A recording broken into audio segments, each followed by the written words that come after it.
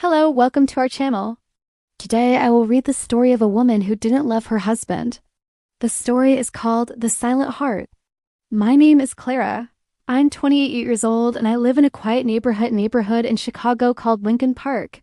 It's a peaceful place with tall trees, small shops, and friendly neighbors. Many people say I have a good life. I have a husband, a nice apartment, and a stable job at a bookstore. But deep inside, I'm not happy. Every day, I wake up with a heavy heart. 1 year ago, I made a big mistake. I married a man named Liam. He is 32 years old. Liam is a good man. He is kind, gentle, and always smiles. But I do not love him. I married him not because of love, but because I was angry and sad. I wanted to forget my ex-boyfriend Aaron, who broke my heart. I wanted to move on quickly, so I said yes when Liam asked me to marry him. At that time, I thought marriage would help me feel better. I believed that maybe love would come later. But love never came, and now I am the one who is hurting. Liam does everything to make me happy. He brings me flowers on Fridays. He cooks dinner when I feel tired. He writes small notes and puts them in my lunch bag. He calls me my sunshine and always kisses my forehead. Many women would feel lucky to have a man like him. But I feel sad because I cannot love him back. One night, we were sitting on the balcony. The stars were bright and the air was warm. Liam looked at me and said, "Clara, I know you don't love me yet, but I believe you will. I will wait.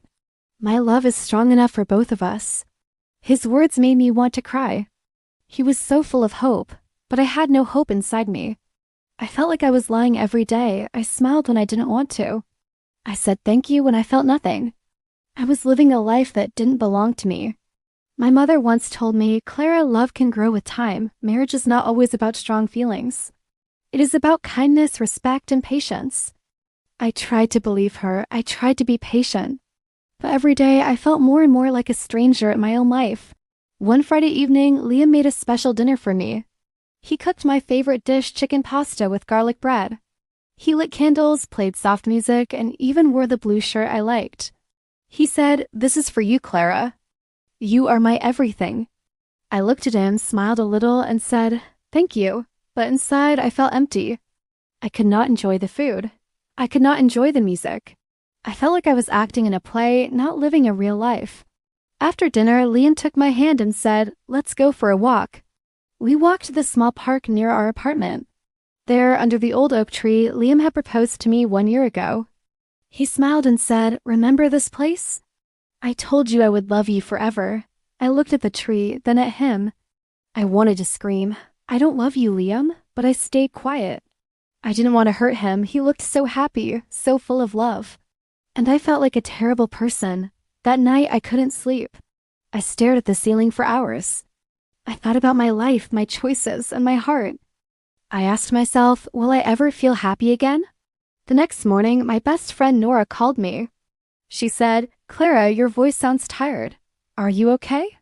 I wanted to say yes, but I couldn't lie. So I told her the truth. "I don't love Liam," I said softly. "I married him because I wanted to forget someone else. But I feel trapped now. I feel sad every day." Nora was quiet for a moment. Then she said, "Maybe you need some space. Maybe time apart will help you understand your heart better." I shook my head. "It's not time, Nora. My heart just doesn't feel anything for him." Later that day, I sat with Liam on the sofa. I tried to speak. "Liam," I said, "I need to talk to you." But before I could say more, he stopped me. "I know what you're going to say," he said quickly. "Please don't give up on us yet, Clara. I still believe we can make this work." His eyes were full of hope again. And I felt worse. I didn't want to destroy his hope. But I knew I couldn't give him what he needed. I felt tired, like I was carrying a heavy bag every day. One Sunday, Liam asked me something that shocked me. "Clara," he said, "do you want to have a baby? I think it will bring us closer." I froze. I didn't know what to say. The idea of having a child with someone I didn't love scared me. I looked down at my hands and said quietly, "I'm not ready, Liam." He nodded slowly. He looked hurt. He didn't push me. That made me feel even worse. He was always gentle, always kind. And I was always silent, always distant. That night, I wrote in my journal, "I feel like I'm drowning in this marriage. Liam is a good man, but I can't be the wife he deserves." I also wrote, "Sometimes I want to leave, but I'm scared. Will people say I'm selfish? Will they say I didn't try hard enough? One evening, I packed a small bag. I planned to leave. I looked at Liam while he was sleeping. He looked peaceful. He looked happy. I stood by the door holding my bag. But I couldn't do it. I put the bag down and sat on the floor. I cried quietly. The next morning, Liam made coffee for me. He kissed my cheek and said, "Good morning, my love. I believe in us." His words broke my heart again. I wanted to scream, "Stop hoping," but I stayed quiet again. I walked to the window and looked at the street. A dog was running, kids were laughing, and the sun was shining. The world was moving, but inside I felt stuck. I didn't know what to do. I didn't know how to fix my life. I only knew one thing: I couldn't live like this forever. The days passed slowly. I woke up every morning, made breakfast, went to work at the bookstore, came home, and smiled for Liam. But inside I was tired. I was tired of pretending. One Saturday, Liam came home early with 2 movie tickets in his hand. He said, "Clara, let's go out tonight, just you and me. I want to see you smile again." I nodded and said, "Okay." But I didn't want to go. I just didn't want to say no. That evening, I wore a nice dress and put on lipstick. I looked happy, but I didn't feel happy. At the theater, Liam held my hand. He laughed at the funny scenes. He looked at me often, hoping to see joy on my face. I tried to smile, but my smile didn't feel real. After the movie, he said, "That was fun, right?" I said yes, it was nice. But deep inside, I felt cold. When we reached home, Liam made tea for both of us. We sat on the couch and he put his arm. When we came back to Chicago, I started writing letters to myself. I didn't show them to anyone. I just wrote what I felt. One letter said, "Clara, you are not a bad person." I slept in the small guest room. He slept alone in our bedroom. In the mornings, Liam still made coffee. As I walked through the door, I could feel his sadness around me. I knew he was waiting for me in the living room. I found him sitting on the couch with a book in his hands. His eyes, however, were focused on me. When I got closer, he said, "You came." "Yes," I said softly. "I came to pick up my things." Liam nodded and slowly closed his book. There was a moment of silence as we both looked at each other. The sadness between us was heavy. Finally, Liam stood up and walked towards his bedroom. I followed him. "Here are the boxes with your things," he said quietly. He opened the bedroom closet, revealing the neatly packed boxes. I stepped closer, touched one of the boxes, and turned to Liam. "Thank you," I whispered. My voice caught in my throat. I couldn't hold back my tears any longer. They rolled down my cheeks. I tried to speak, but no words came out. It was too painful. Liam reached out and gently touched my arm. "It's okay to cry, Clara," he said softly. "I understand." In that moment, I felt a surge of gratitude for Liam. Despite everything I put him through, he remained kind, compassionate, and understanding. There was something admirable about his strength and his unwavering humanity. His touch on my arm was gentle, yet it sent a jolt of electricity through me. I wanted to reach out and touch him, too, to express the depth of my emotions. However, I held back. I knew that any physical contact could blur the boundaries we needed to establish between us. Taking a deep breath, I wiped away my tears and forced a smile. "Thank you, Liam," I said, my voice trembling slightly. "I appreciate your kindness. I'll take these things now." Turning away, I tried to gather myself together. It was crucial that I remain strong and resist the urge to lean on him or seek comfort in him. I needed to forge my own path forward. With newfound determination, I picked up the boxes and walked towards the door. Each step I took away from Liam felt like a victory over the lingering feelings I still harbored for him. I had to break free from the emotional entanglement that had held me back for so long. As I stepped out into the hallway, I paused for a moment. Looking back at the apartment door, I knew that this was the right decision. Letting go of Liam, even though it was painful, was necessary for my own growth and happiness. With a final deep breath, I turned away and walked towards my new journey, leaving behind the echoes of our shared past. He still left a cup on the kitchen table for me, but now there were no notes, no smiles. Just silence. I went to work and tried to stay busy. I helped customers at the bookstore. I arranged books, cleaned shelves, and answered questions. But my mind was always thinking about what would happen next. One afternoon, Nora came to see me at the shop. She gave me a hug and said, "How are you doing?" "I'm okay," I said. "It's hard, but I feel more honest now." Nora smiled. That's a good start. What will you do next? I think I need to leave, I said quietly. It's time. That evening, I told Liam I wanted to move out. He didn't look surprised. He asked, "Do you have a place to go?" "Yes," I said. Nora offered me her guest room for now. Liam nodded. He was quiet for a moment. Then he said, "Clara, I'm not angry. I'm just sad. But maybe this is the right thing."